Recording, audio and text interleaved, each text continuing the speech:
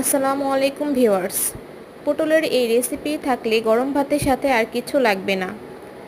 প্রথমে আমি হলুদ, মরিচ, লবণ দিয়ে পটলগুলোকে 10 মিনিট ধরে ম্যারিনেশন করে রেখেছিলাম।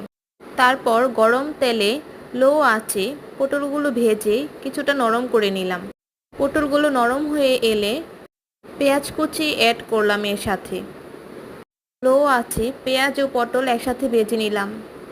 হচ্ছে এই পটলের রেসিপি থাকলে আর কিছুই লাগবে না।